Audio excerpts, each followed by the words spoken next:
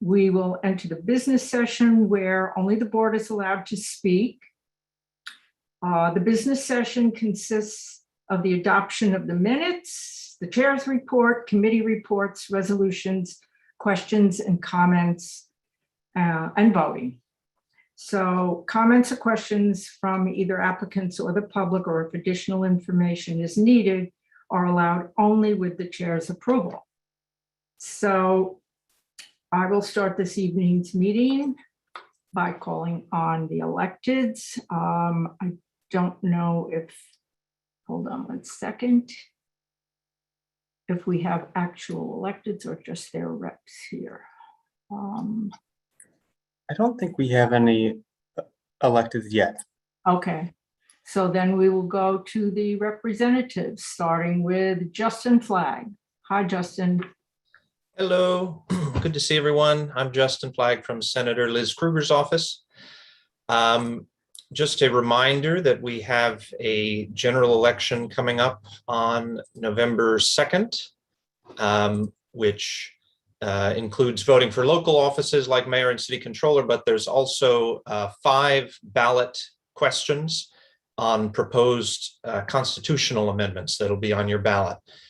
These are amendments, these are proposed amendments that have passed both two successive sessions of the state legislature and are now being put to voters in a referendum. So the 5 proposals deal with no excuse absentee voting, same-day voter registration, the right to clean air and water, changes to the redistricting process, and changes to the New York City civil court jurisdiction.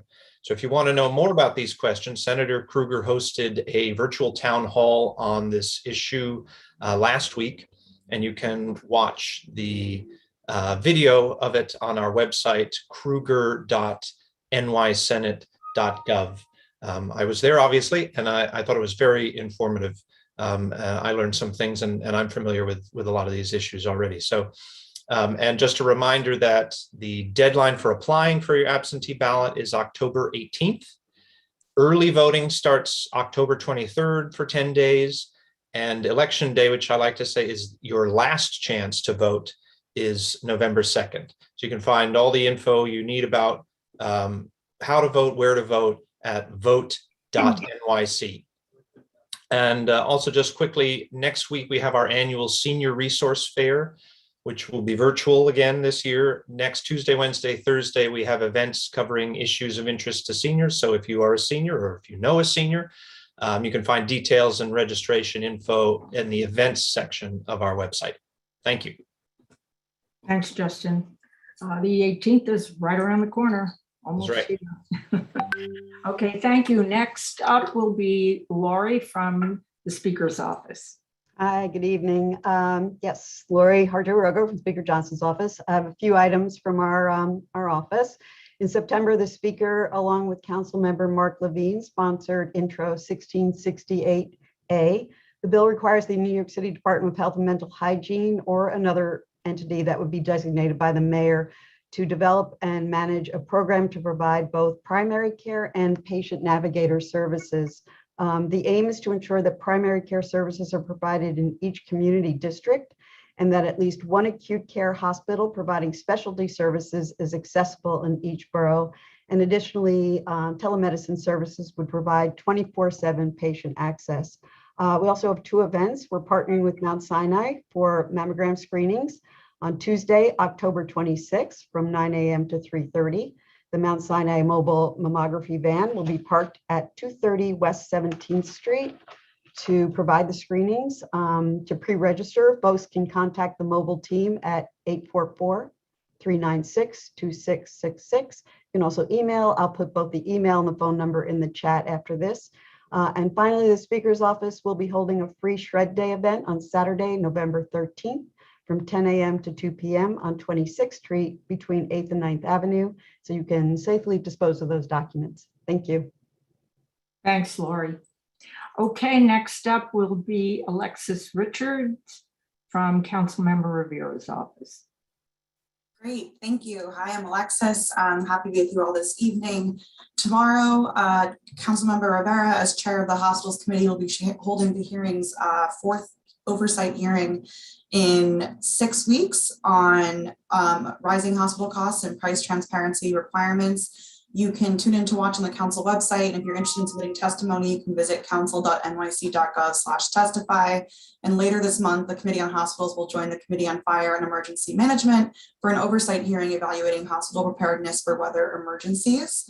And then just 2 quick events from us this week. So the Department of Information Technology and Telecommunications will be holding a public meeting on the future and design of Link NYC and Link 5G on October 18th. If you'd like to submit testimony, you can visit the link that I'm going to put in the chat. And also our office will be partnering with the Office of Administrative Trials and Hearings for their upcoming Street Source Outreach event on the corner of University Place and East 13th. So you can come by to learn more about oath services and what to do if you receive a summons. And finally, just want to mention that we've heard from several members of the community regarding quality of life concerns in the area. And we've been working closely with our agency partners to address these issues. And on behalf of the council member, I want to acknowledge that New York City is facing a serious homelessness crisis. So we must prioritize a pivot toward permanent affordable housing structure to solve it.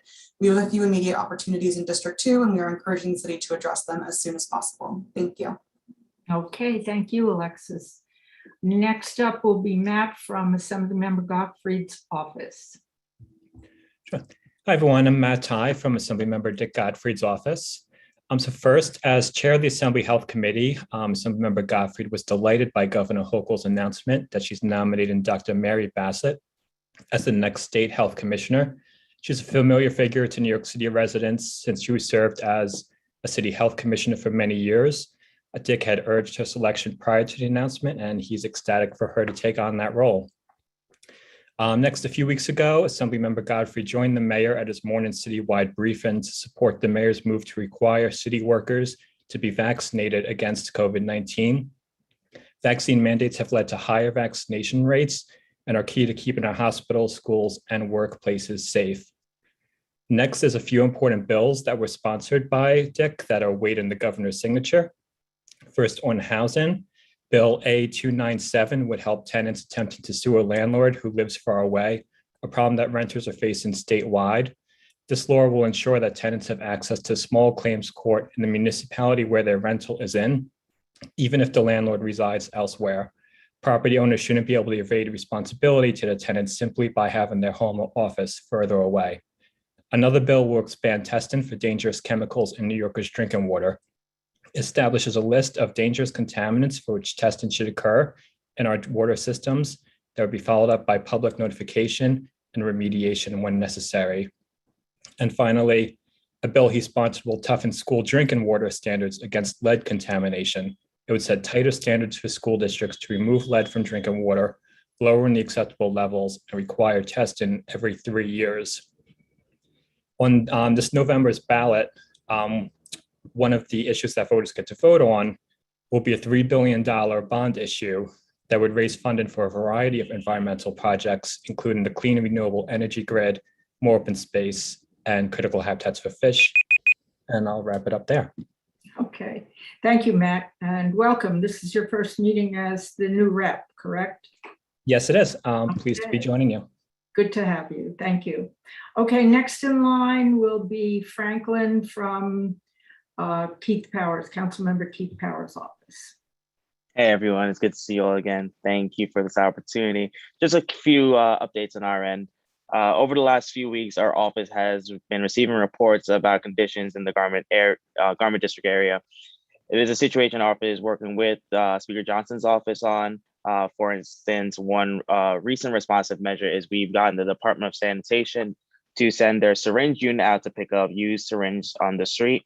This will cut down on the number of needles in circulation in that area. Requests like these can always be made to 311, but if you do have a request, you can always send it to our office by calling 212-818 or 0580.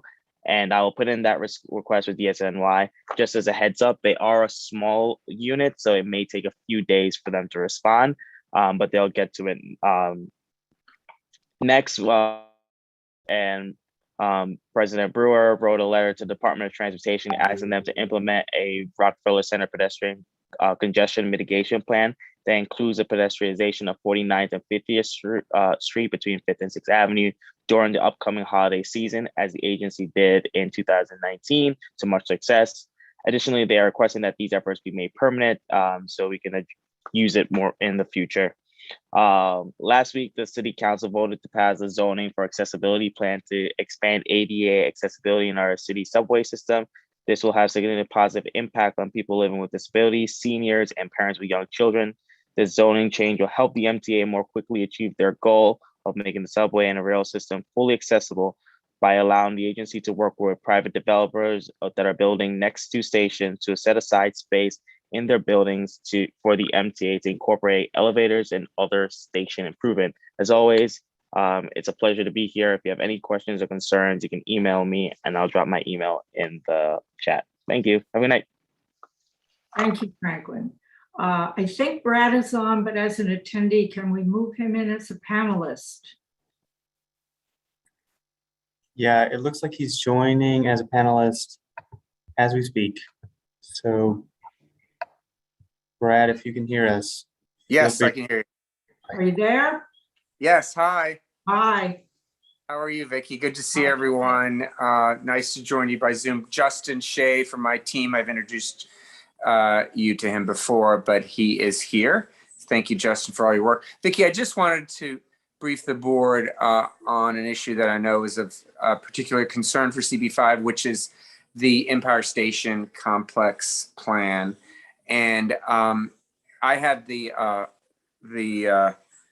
benefit of being able to ask acting MTA chair Jano Lieber some questions about the financing of the redevelopment of Penn Station and the Penn Station expansion, the train station, as you know, that will be built for the Gateway Tunnel project, which is very important, as is, of course, the refurbishment of Penn Station. Anyone who's been in Penn Station recently knows that it's, you know, even worse than it was in recent decades because of all the renovation.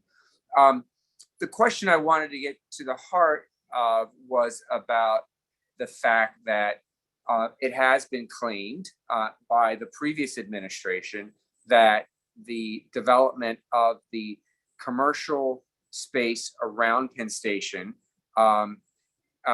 which is approximately 20 million square feet, 8 super tall buildings that spread over about 6 blocks, and the dislocation of a lot of small businesses, historic resources, nonprofit organizations, and more, was justified because that will be crucial, rather, to pay for the MTA projects, the Penn Station redevelopment and the Empire Station complex. Well, Mr. Lieber basically said that we needed to disaggregate the real estate from the transit projects.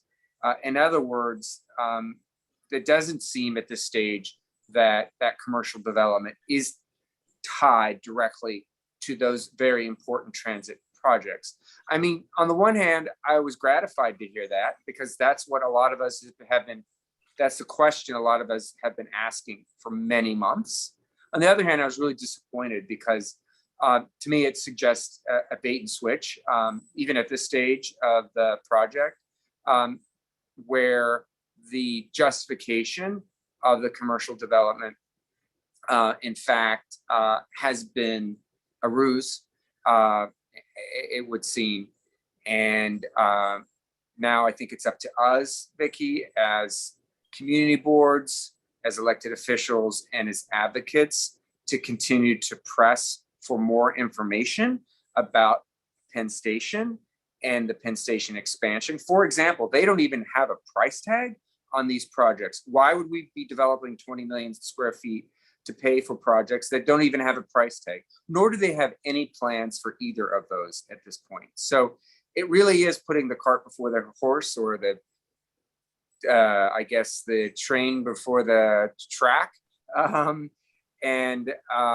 It's going to require us to do a lot more work. I'm happy that the Empire State Development Corporation has once again delayed a response to the community because of the good work by community board members at your board and CB4 and other stakeholders. So more work to be done, but just wanted to update you on that important initiative on all of our parts. That's great. Thank you, Brad. That's very helpful. The four of us, myself, Layla, Clayton, and EJ, will be briefing the board. We were just talking about this yesterday on many of the details that we were not permitted to really divulge right away before the end of the month. So this is very helpful. Thank you so much. Thank you. Okay. Have a good evening. Vicky, if you will allow me, can I just say a quick? Sure. Thank you so much. Brad, Senator Holman, I wanted to thank you for the amazing grilling that you did of the MTA acting CEO. I watched this hearing, and I think that you were able to basically press him into, giving responses that so far he had not given. So my gratitude and, the board's gratitude for that. It was really a key moment. Thank you. Thank you so much, Layla. Thanks for all your advocacy. Okay. That takes us to our new list of, we don't have any other electeds, correct? No. So we'll go to Kate with Congresswoman Carolyn Maloney. Hi, thank you so much for having me tonight to represent Congresswoman Carolyn Maloney's office. Just a few updates tonight. Congresswoman Maloney is continuing to work with Speaker Pelosi and Progressive Caucus Chair Pramila Jayapal to ensure that the Budget Reconciliation Bill and the Build Back Better Act are passed in tandem and with a top line number that everyone can agree to. On Tuesday, Congresswoman Maloney visited the Rikers Island Jail Complex with Reps Ocasio-Cortez and Torres, and they have called on the city to address the inhumane conditions there and release the low-level offenders. Last week, Congresswoman Maloney held an oversight committee meeting on the months-long hyper-partisan audit in Maricopa County, Arizona, to explore how this audit and similar efforts nationwide are threatening our democracy. In early October, Congresswoman Maloney held an oversight committee hearing on the existential threat to abortion rights and access posed by extreme anti-choice state actions like Senate Bill 8 in Texas and by the Supreme Court that is hostile to reproductive rights. On Monday, October 18th, we will be in the CB5 community from 1:30 till 2:30 p.m. at 32nd and Broadway. I'll put that in the chat as well. This mobile casework is a chance for people to stop by and say hello, or to talk to a caseworker if you need help with any federal agencies. Lastly, the Congressional App Challenge for the district ends November 1st. This challenge gives students an awesome opportunity to create an app for desktop, PC, tablet, mobile, or any other device, and in any programming language. All middle and high school students who live or attend school in the district are eligible to apply. You can go to our website for more information. Thanks so much and have a great rest of the board. Okay, thank you. Next up will be, check, Lingwin with the District Attorney's Office. Hi, Vicky. Good evening, everyone. Thank you for having me here. Just one quick update. Our office will host our second Art of Healing event in Lower East Side on October 30th. The Art of Healing event is for the young people to create arts, to heal and express themselves from the trauma of crimes. The first event was in East Harlem, and that was related to gun violence. This incoming one will be focusing on hate crimes. So that's why we have it in Lower East Side, Chinatown area. We will provide food, music, dance performance, and mural painting. I will share the location and the time in the chat. Please let me know if any elected officials would like to attend or speak in our event. Thank you. Thank you very much. I think that takes care of the elected representatives. And we now move into the public session. So for 2 minutes each, the public is encouraged to speak. I will go to the attendees and see if anyone is, please use the raised hand if anyone in the public would like to speak.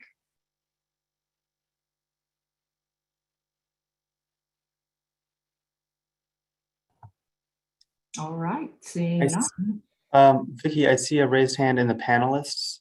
Oh, you do? Hold on, I'm sorry. I went to the attendees. Oh, David Akilis. Sorry, David, I didn't see that.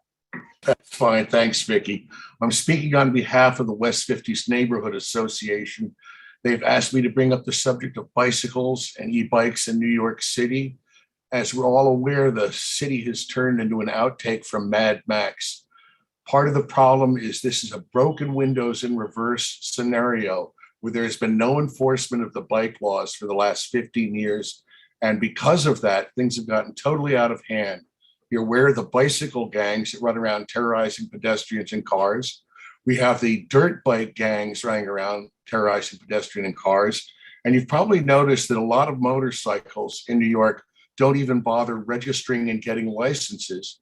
That's because they know that there's nobody out there to stop them. A big problem is the city bike, the city's partner and bike share program. They have done nothing to educate their riders. And now with e-bikes, you've got people who have never been on a bicycle before have access to e-bikes. And no doubt about it, e-bikes are motorcycles. They're capable of breaking the speed limit and doing severe injury. I guess you might have heard that somebody killed themselves on an e-bike just last week. So what I'm hoping for is the people representing the electeds, we need some help on this. The police department have their hands full with the real problems in New York, but they have a division of traffic with yellow vests. You've seen them out there. The very least they could do is stand on the sidewalks and stop these bicyclists and e-bikes when they come through. It is against the law for a bike or an e-bike to be on the sidewalk. There's never any reason for a bike or an e-bike to be on the sidewalk. And by law, the streets are one way. Bikes are vehicles. They have to pay attention to the same laws as cars do. So please, whatever help we can get from our electeds or from anybody to get this bike situation under control, my neighbors would appreciate it. Thank you. Thank you, David.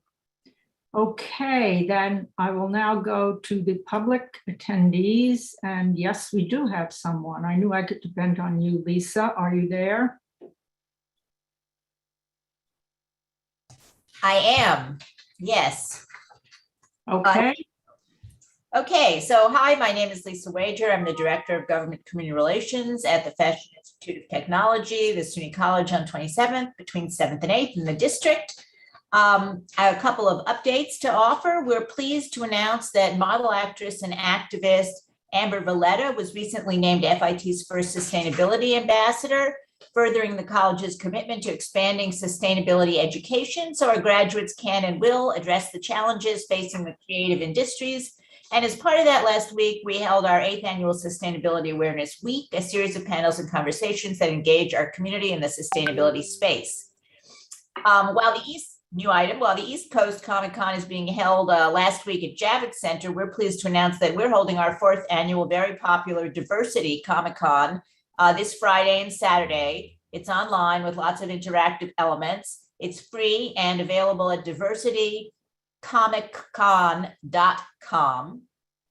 There's a cosplay pageant, networking party, a drawing contest, and all sorts of cool attendees. Chalk FIT. Many of you are already familiar with the annual Chalk FIT live art event that takes place on our 7th Avenue facade from 26th to 28th Streets each year. This year, next week, on Monday, from the 18th through the 22nd, nearly 85 BFA illustration seniors will create the chalk murals with a theme this year of the new normal, about what the students did to get themselves through the year and a half of isolation. It's the first time most of these students are creating public art, and it provides experiential learning for the students and beautification for our Chelsea community. It's really cool to watch them do it. Each year, the theme is set in the fall semester. The students have 2 weeks to submit a sketch for their professor's approval, and they're assigned a panel on the wall, and they begin rendering. The murals will stay up on the facades through the fall, and I hope you get a chance to walk by and take a look, either while they're drawing or after. Thank you. Thank you, Lisa. Right on time. Yes. Okay, I do not see anyone else from the public, correct? Correct. Okay. So that means that we are now entering the business session of the board, where, as I mentioned earlier, only board members are allowed to speak. And since we're in virtual board meetings, I always ask that you please try to have your videos on during the meeting. I will start the business session by asking for a motion to accept the September minutes. Motion to accept. And a second. Thank you. Craig. Thank you, Vicky. Kalis, Yes. Athenale, Yes. Weichman, Yes. Brosnahan, Yes. Chu, Yes. Diggins, Yes. Dosen, Yes. Ford, Yes. Frewer, Yes. Garcia, Yes. Haas, Yes. Harris, Yes. Hartman, Yes. Hirschberg, Yes. Heyer, Yes. Isaacs. Oh, he's sorry. Kabak, Yes. Kong, Yes. Kalafarsky, Yes. Lavingia. Yes. Did I pronounce that right? It's Livingia, but pretty close. Logisico, Yes. Levy, Yes. Leone. Megan on? She was on before. Okay, I will come back to her. Livesey, Yes. Lusick, Yes. McCall, Yes. Miller, Yes. Shapiro, Yes. Sigmund, Yes.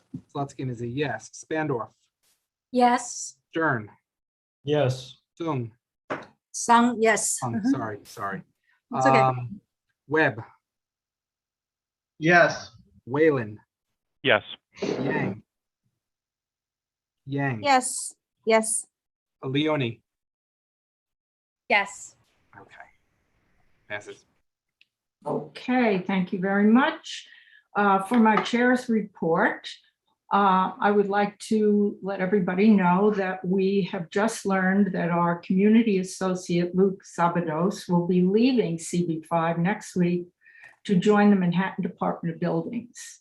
Luke has been with the board for the past 3 years and has worked as CB5 staff member dealing with constituent services and our Public Safety Quality of Life Committee in particular.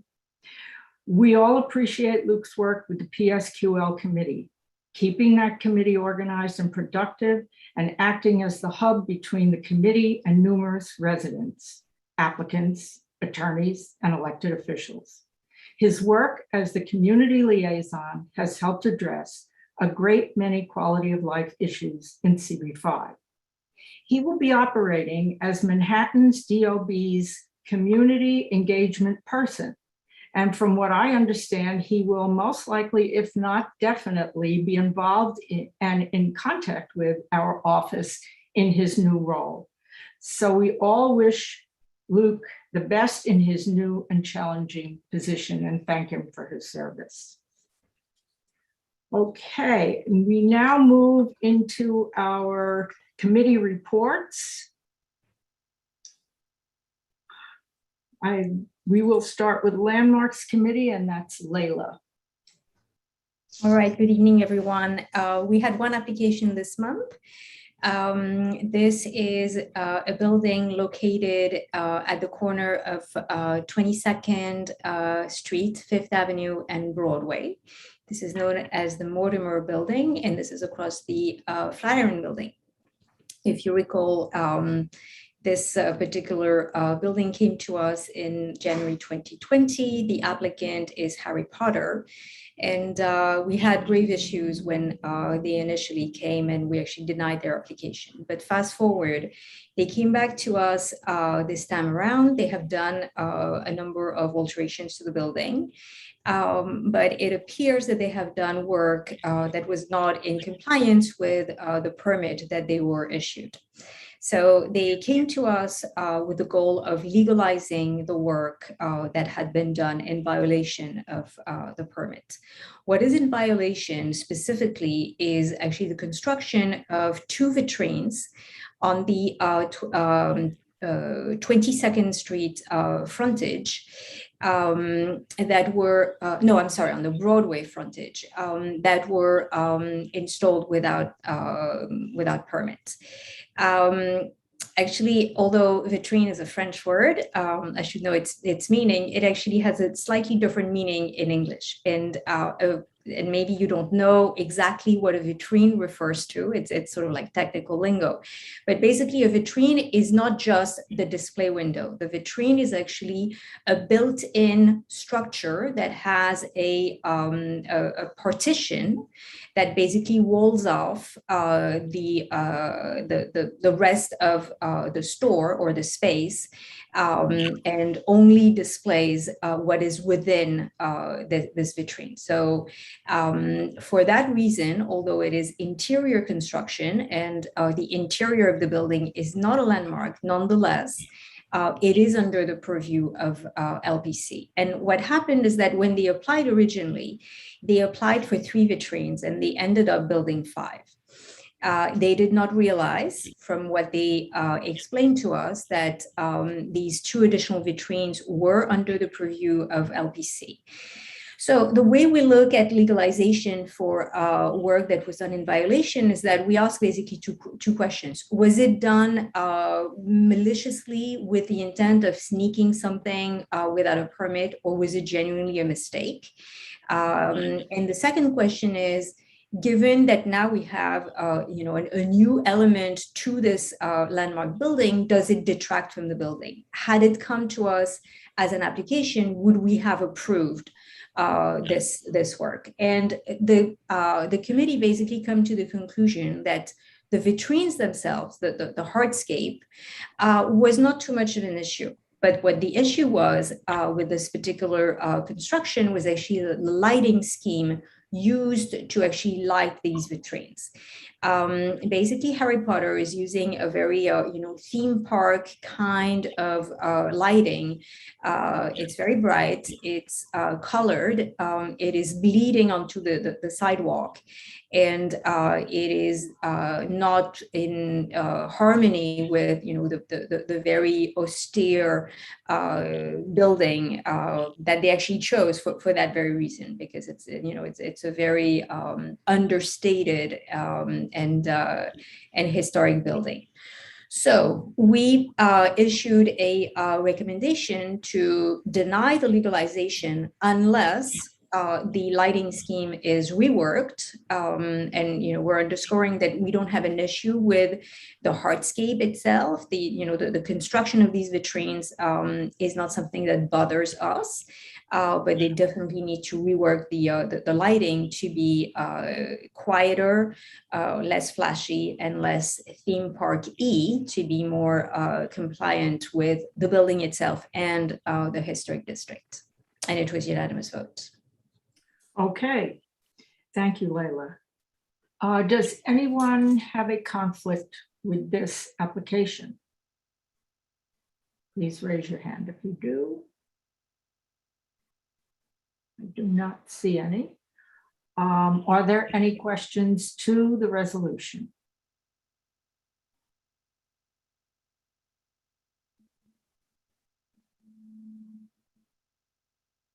I also do not see any.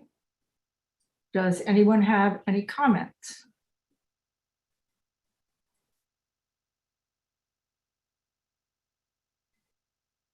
Maki, do I see your hand up? Yes. Yes, please. Thank you so much. Just for clarification, Layla was actually correct in the first instance that the vitrines in question are actually on the 22nd Street side facing the Flatiron Building.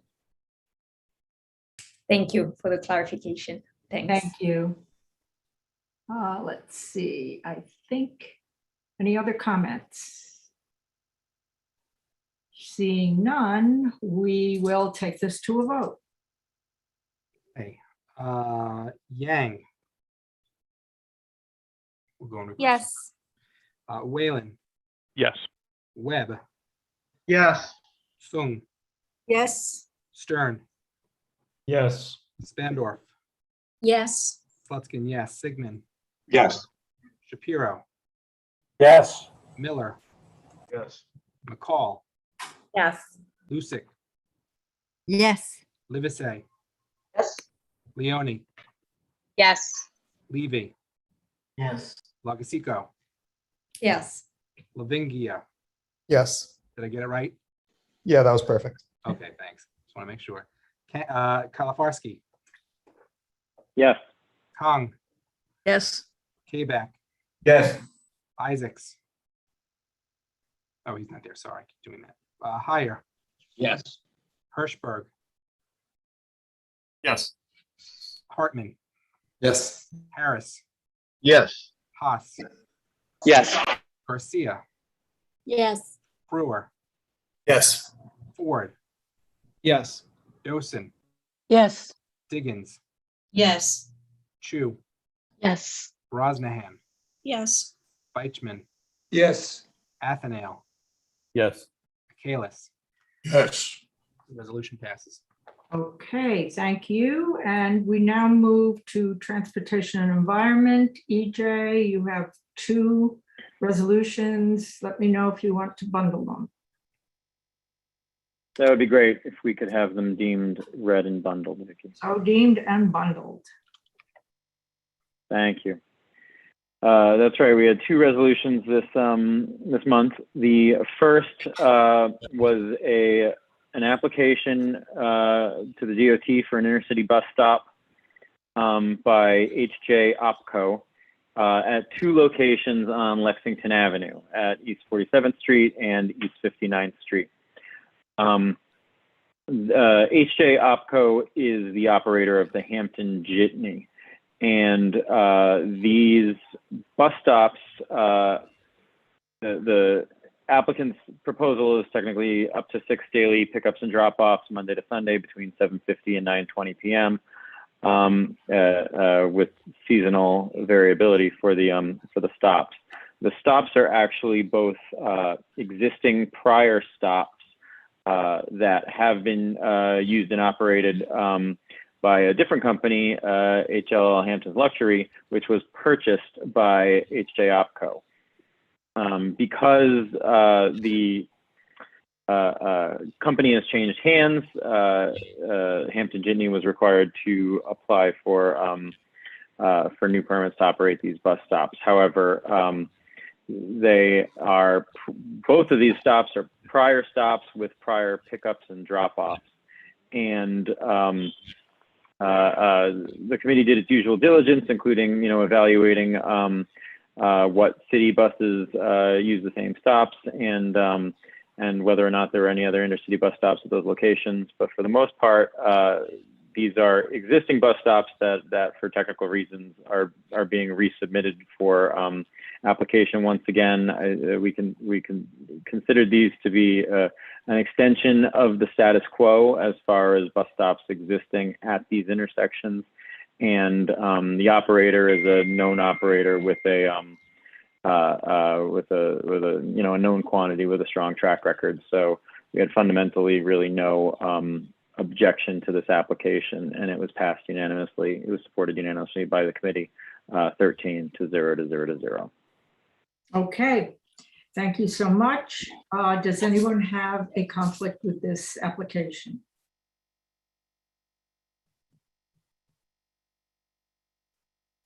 Okay, seeing none, we will move on. Is there a question? Does anyone have a question to the resolution?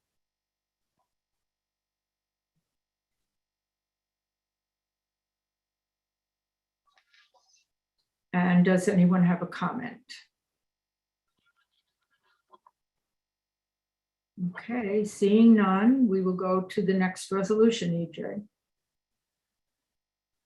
The next resolution was a little bit more unusual for us. It was an application for a revocable consent to the DOT for a sidewalk lighting installation at 220 Fifth Avenue. Seeing a revocable consent application is somewhat rare for our committee. In this particular case, it is it's for permission to install electrical outlets and a conduit in the sidewalk close to the building along the two sides of 225th Avenue, specifically for the purpose of installing lighting that would illuminate the lower floors of the building at nighttime. As I said, it's a little bit unusual for us to get a revocable consent, and we evaluated, not just the effects to the sidewalk, but also there was much discussion among the members of the committee of the effect of the lighting installation on the community. And as was raised at committee, we noted that this was in the historic district north of Madison Square Park. And there were some procedural questions as to why this installation on a protected landmark building in a historic district, whether or not the applicant had gone before LPC, or whether they were going to go to LPC for some reason after receiving the revocable consent, as opposed to before receiving the revocable consent. And it seemed to us, based on prior practice, that certainly this kind of alteration to a landmark building would most likely have gone to LPC, and as a result, our own landmarks committee on CB5. So there was much discussion about that. We had no real objection to the electrical outlet and the conduit itself, which, after installation, after a construction process of a week or so, would partially obstruct the sidewalk. The installation would be totally flush with the sidewalk, very close to the building, and would pose no new obstruction. We did, however, really want to make sure that all processes to make sure that the city and our Community Board 5 were able to weigh in on an alteration to a landmark building were followed. So the committee adopted a position of, as is also often our custom, a deny unless, to make sure that we are, with a couple conditions. Number one, to hear back from either LPC or the applicant to make sure that, to find out why they had not gone to LPC and whether they were going to LPC. To approve the specifics of the conduit itself, but also to require that, if applicable, applicants go to LPC and our own landmarks committee before applying for revocable consent in the future. Between our committee meeting and tonight, we learned from the city that LPC does not currently, has decided they no longer, for the time being, will hear lighting alterations to buildings in historic districts. Whether or not we agree that LPC should not hear these alterations, which I personally don't, from the perspective of this applicant, they had complied with everything that we asked as our deny unless conditions. Which is to say that they investigated and reported back to us on whether or not they should have gone to LPC first. Since LPC is not hearing these types of applications at this point, they complied with all of the conditions that we had posed in our position, and thus the application, once again, as is often our custom, has been updated to a support. So our final resolution supports the revocable consent for the installation of this conduit, but however indicates that going forward for any lighting, as I mentioned, going forward for any lighting installation like this that might have environmental effects for the surrounding neighborhood and surrounding residential areas, we will also ask, as part of the revocable consent, I'm obviously having a lot of trouble with that term. We clearly don't get a lot of these applications because I don't say it very often. We will ask for data and information from the applicant to provide information on any light pollution or the effect of these lighting installations on the surrounding neighborhood and any surrounding residential buildings as well. And thirdly, and finally, our resolution calls on LPC to start hearing these lighting alterations on landmark buildings once again. And that position was adopted by the committee unanimously, 13 to 0 to 0 to 0. That's great. Thank you, EJ. And I commend the committee for taking this action. I think it's very important, especially the request for the future with input from LPC. So thank you. Does anyone have any conflict with this application?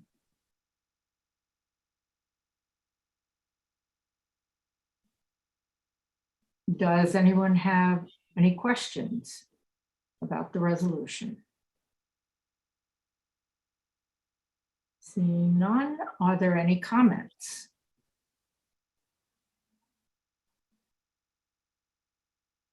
Okay, that means we can take a vote on these two resolutions, Craig. Kalis, Yes. Athenale, Yes. Feichman, Yes. Brosnahan, Yes. Chu, Yes. Diggins, Yes. Dosen, Yes. Ford, Yes. Brewer, Yes. Garcia, Yes. Haas, Yes. Harris, Yes. Hartman, Yes. Hirschberg, Yes.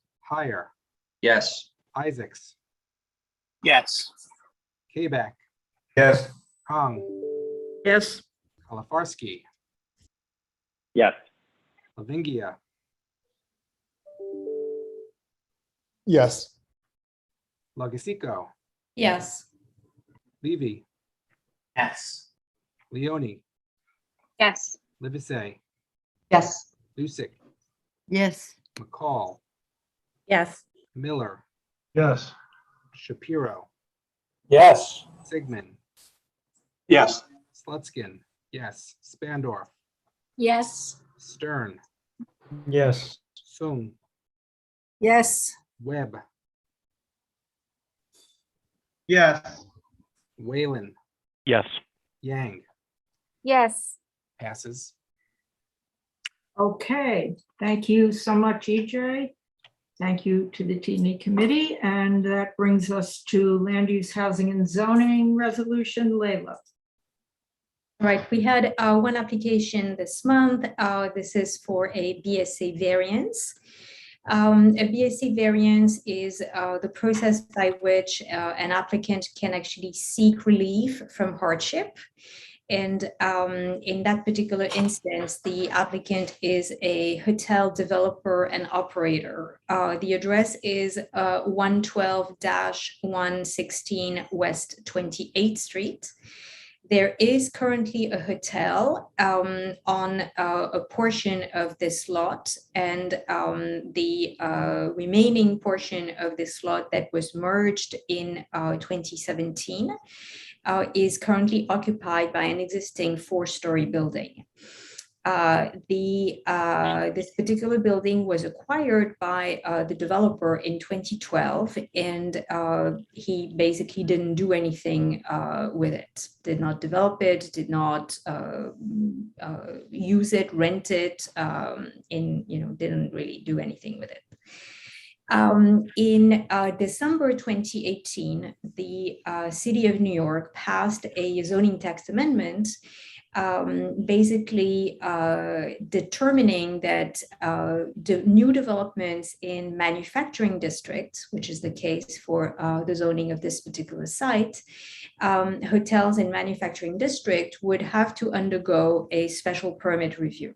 So it's not that they're prohibited, but if you want to build a hotel in a manufacturing district, you basically have to file an application for a special permit. And then it's an opportunity for the Department of City Planning to weigh in on making sure that, this hotel is the best possible hotel, that, the size, the height, the massing, the setback from the street, the traffic impact or such are taken into account and mitigated if need be.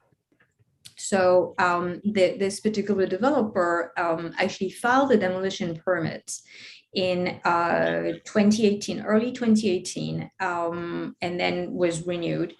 but he actually did not demolish the building.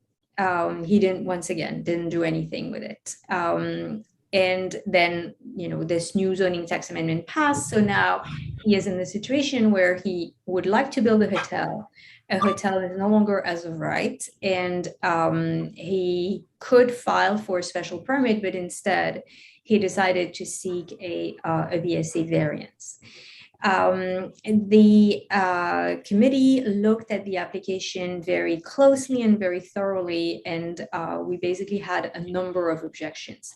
So the way it works at the BSA is that you need to make a number of findings. There are actually 5 findings that are classified from A to E, and you need to meet every single one of these findings. If you fail in, proving any of these findings, then the BSA will not issue the variance. And going through all these findings, we determined that very clearly the finding E, which is that, this BSA variance would be the least amount of relief from hardship, could not apply because in essence, there is no hardship. All this applicant has to do is file for a special permit.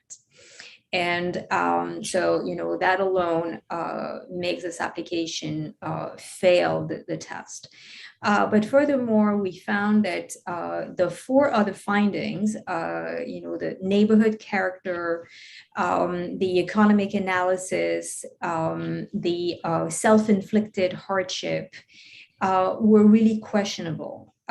So, very long explanation just to be thorough, but we were really not pleased with this application at all. And we voted unanimously to issue a denial. And we are really urging this applicant to do the right thing, which is to seek a special permit, which we may or may, it would give the community board an opportunity to actually comment and weigh in on this development, and we may or may not approve it. It's actually likely that it may be one of those that would be favorable if the design and the massing of the building is appropriate and contextual. But it's also, and it is noted in our resolution, a way to notify, any developer that the proper channel, if they want to build a hotel in a manufacturing district, is actually to go to the Department of City Planning. It is not to seek a variance from a totally separate city entity. And it is really circumventing the zoning and planning process. And we want to make sure that the BSA is aware of that, and that, further, like new applicants need to make a note that, the BSA variance is not the way to go. Okay, thank you, Leila. That was unanimous. Yes. Yes, unanimous vote. Okay, thank you. Does anyone have a conflict with this application?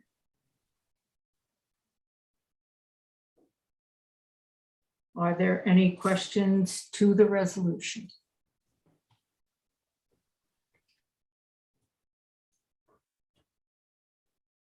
Are there any comments? I do see one. Hold on a second. David, is that you? Yes, hi. Just a quick note. 30 years ago, I was a florist and I worked on this street for a while. Every shop on the street was the flower shop, and it was a district that unfortunately should have been landmarked. It was a beautiful block and one of its kind in the city to walk through. And you should know that just in the last 5 or 6 years on this one block, there are already 5 or 6 new hotels that have gone up on this one stretch of block. So it just points out the need, how the city needs to renew their zoning rules and regulations sometime in the near future. Thank you. Thanks, David. That's helpful. And you've done an awful lot. You were a florist as well? Okay. Okay, does anyone else have any comments? Seeing none, we will take this to a vote. It will be the conclusion of our evening. Craig? Thanks. And one day I do want to read the biography of David Acalis because I Me think too. it's fascinating. It's done everything. I want to hear the music. That's the one I want. Anyway, Yang, Yes. Whalen, Yes. Webb, Yes. Sung, Thanks. Yes. Stern, Yes. Spandorf, Yes. Lutzkin, yes. Sigmund, Yes. Shapiro, Yes. Miller, Yes. McCall, Yes. Lusick, Yes. Livesey, Yes. Leone, Yes. Levy, Yes. Logasico, Yes. Lavingia, Yes. Kalafarsky, Yes. Hong, Yes. Kabak, Yes. Isaacs, Yes. Heyer, Yes. Hirschberg, Yes. Hartman, Yes. Harris, Yes. Haas, Yes. Garcia, Yes. Frewer, Yes. Ford, Yes. Dosen, Yes. Diggins, Yes. Chu, Yes. Brosnahan, Yes. Feichman, Yes. Athanale, Yes. Kalis. Yes.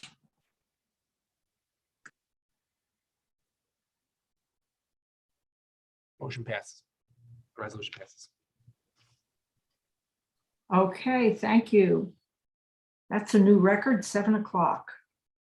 I just got a note from Brian Lafferty at the Borough President's office that Gail is on, but are you there, Gail?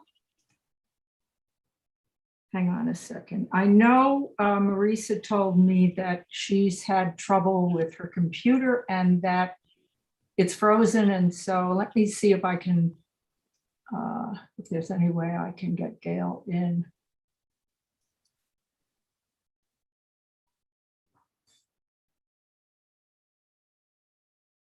Marisa, can you, or Luke, can you make, one of you make either Vicky or me? Luke is not on, that's the problem. Oh, he's still technically on. Marisa just texted me and said she's an attendee and I can't promote her. Oh Yeah, dear. you need to be a host and I'm not, neither are you. Does anyone know? Maurice is the host. Yeah. But because her computer is frozen, I don't think she can get Gail in. Oh. Can Gail just call the I think that's the same problem. I think What if we drop Gail? Can someone like text Gail the link to one of our CV5 memberships? One of ours, yeah. Yeah, that's a good idea. Okay, now she'll be inundated with 44 of them.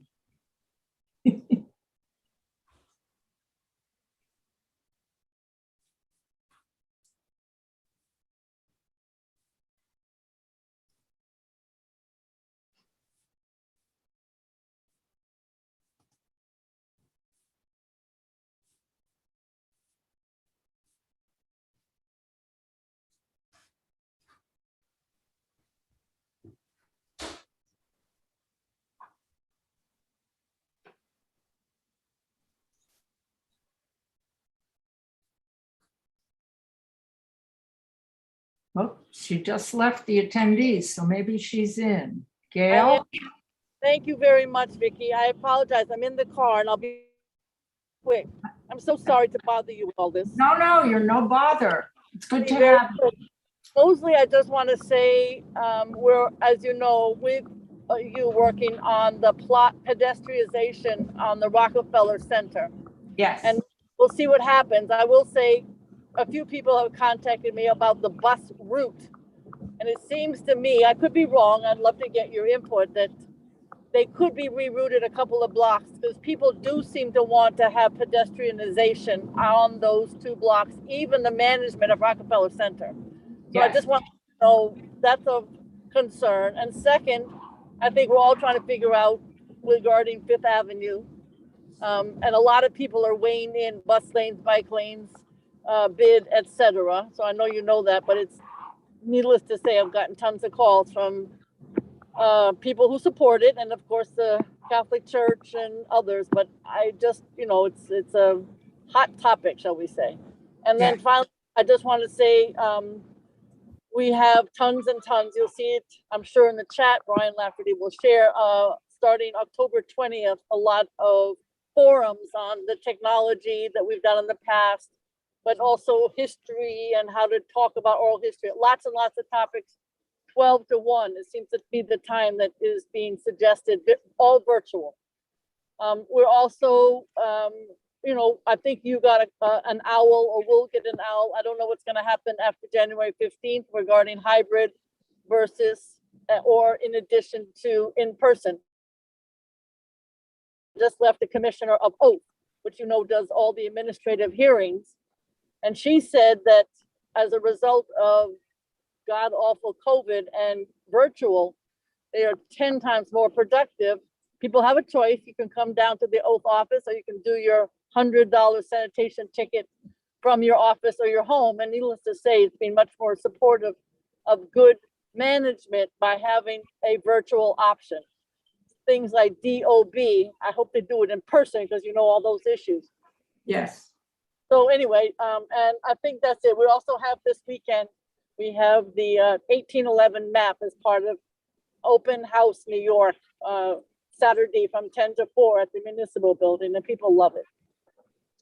So there's lots more, but thank you. We'll send it to you. It's all in our newsletter. And I think you can see from the web that we've given a lot of money to institutions and Community Board 5, all deserved. Thank you very much. Okay, thank you, Gail. I just want to mention that I have been contacted regarding the possible closures of 49th and 50th Streets.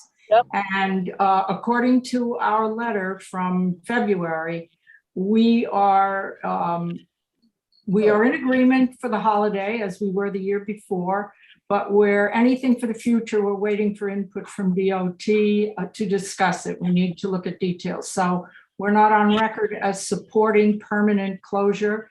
And my understanding is that you and Keith are not as well, but you're interested in also looking at future possibilities. Is that correct? Yes, absolutely, but we always want to work with you and with the community, and we just want DOT to consider it and think about how it could happen or what the challenges are. Yes. Okay, great. That's great to hear. I thank you very much, and thank you for joining us. Thank you very much to everybody. Okay. All right, everyone. That concludes our meeting for the evening. I wish you all well, and see you next month and in between for the committee meetings. Have a good night. Thanks, Vicki. Thanks, Vicki. Bye. Thank you, Vicki. Bye. Bye, thank you.